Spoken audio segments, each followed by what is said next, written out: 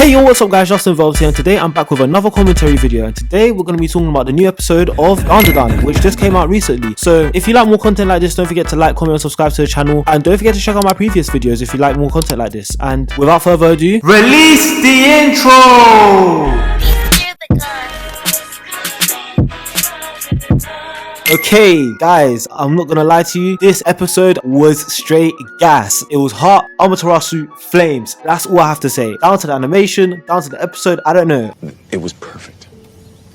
Perfect. Everything, down to the last minute details. I'm gonna be honest, this is anime of the year. You can fight me on that. Now I'm saying this unironically, this is anime of the year. JJK can get up out of here. There's a new spot to be taken and in second place, and maybe it can take that. So jumping straight into this episode, it basically starts off where we ended off with episode 3. Two of our goats, Ken and Momo, end up making their way to the tunnel where Turbo Granny is. So the plan is basically to beat Turbo Granny in a foot race outside of her territory. It sounds crazy, but Turbo Granny already clocked onto this idea, so she basically just ends up finding a way to just trap them. And yeah, I'm not gonna lie, I thought this is a pretty stupid plan. I don't know how you're gonna do this. Doesn't really make that much sense. But you know what? It's dandadan. Anything can happen. So basically, as they're entering this tunnel, they basically encounter Turbo Granny, but she's taking a different form this time. She's taking the form of these two giant heads, which end up closing in on them. But Momo was like, wait, hold on. The season cannot end right here. We're gonna try and do something about it. So going off the plan from episode 3, they basically use tactics to try and get Turbo Granny to enter a foot race with them. And of course, through the power of gaslighting, they end up doing that. So Momo's like, trapping us and killing us, that's too easy. You're gonna have to try and beat us in a foot race. And obviously, this ends up triggering something within Turbo Granny, because to her, somebody challenging her to a race is basically someone trying to test her gangster. She basically says, you don't know what you're talking about, you don't want to smoke, trust me. But Momo's like, wait, hold on, you're a fast granny, there's no way we're going to do this normally. We're giving you 10 minutes to try and catch us. They start running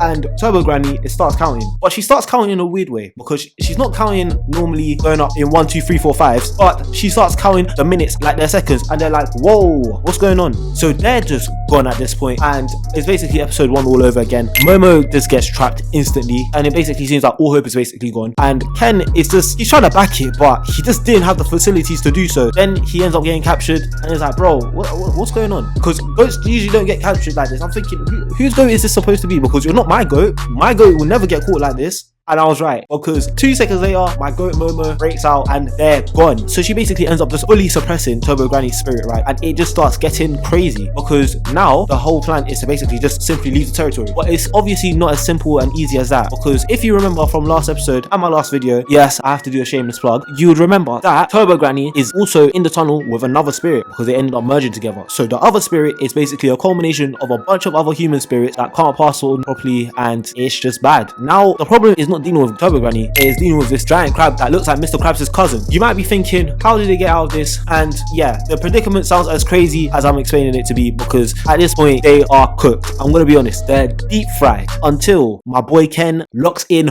once again, and I was just thinking, damn, he's really that guy for real. And because Momo is basically suppressing the Turbo Granny curse, not from a distance, but hands-on this time, is different. Bro transforms, and obviously he goes into his nonchalant dreadhead transformation, and I thought, yeah, take my money, that's it, you got it. Because there's something about this transformation, it just makes me feel like he's just the flyest guy out there. So after that, he basically starts running. It's coming to a point where they're basically just gapping this crab up until the spirit starts speeding up. What's going on? Because last time I checked, the only person who could keep up to Turbo Granny was Turbo Granny, but the spirit did not care at all. So Ken's basically running through the city with Momo on his back. We basically find out one interesting thing about spirits is that nobody normal can actually see the spirits, which is very interesting, because as they were running through the town, Momo cared enough to realize that they're not taking pictures of the giant crab chasing them that's ruining the whole city, but them, which is a bit silly when you think about it, but it also makes sense because not everybody can see the paranormal activity, at least in this show. So moving forward on to the next part, they end up luring the crab into a hot springs, and they basically end up just boiling this crab alive, because why on earth would you try and fight a spirit that's twice the size of a building? You're not that guy, bro. Once they basically just end up boiling this crab, you would basically think it's a walk in the park, but again,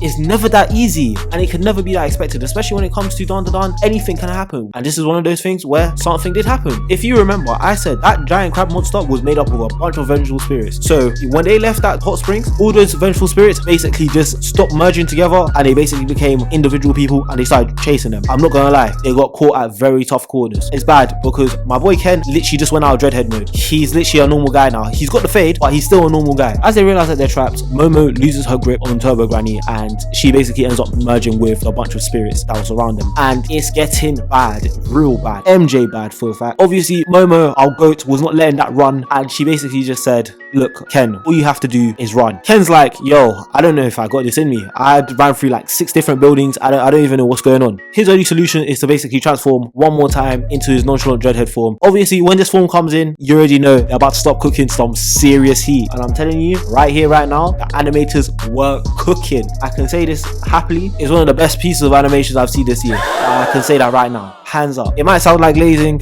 like always, but it is. I'm gonna be honest. This is glazing to the highest extent because this is insane. Now, Turbo Granny, after fusing with these spirits, is basically chasing after them, and Ken's thinking, bro, I don't know what I can do. But Momo the goat, again, Momo the goat, basically uses her psychokinesis to hang on to a train that is going 120 miles per hour, knowing damn well that Turbo Granny can only go 100 miles per hour. So basically, that whole time, I'm basically just bamboozled because I'm thinking, how did you think of that? But you know what? I love it because last episode, Granny was playing 4D chess with Turbo Granny, and I guess the 4D chess plays must be generational because Momo was just cooking her as well. So fast forward a little bit, and we're now at the end of the episode, and Turbo Granny has basically caught up to the train. Don't ask me how she caught up to the train because it didn't really make any sense. She said something about trains slow down their top speed when they're turning. I guess that makes sense to some people, not to me though, because whenever you ever apply logic into anime like that, doesn't really make any sense. But it is what it is. And going back to the 4D chess plays that Momo has already orchestrated, that train is not just going anywhere, but is going outside of the city. And for those who don't know, it's basically outside of Turbo Granny's domain. And Turbo Granny basically ended up getting cooked the moment the borders passed through the train, because Granny was waiting there and she said, look man, welcome to my hood. I smoked the craziest pack right there. And you know what? As I was sitting down and watching this show, I was thinking, this reminds me of a certain other show. And I couldn't really put my finger on it because I feel like shows like this, it really feels like it's like a once in a generation type thing. But if you remember Fooly Cooley, aka FLCL, I feel like this show gives me FLCL vibes. I can't put my finger on as to why. I don't know if it's either just the animation style or just how wacky the show is, but it's definitely giving me FLCL vibes, and I'm definitely here for it. This episode, I'm giving it 1,000 out of 10 stars. It doesn't even matter at this point. They can release anything next week and I wouldn't even care. Next week can even recap episode and I'll probably still enjoy it. Anyways guys, that's the end of the video. If you like more content like this, don't forget to like, comment, subscribe to the channel, and hopefully I can do weekly reviews on the show because it seems like some people like it. And yeah, peace.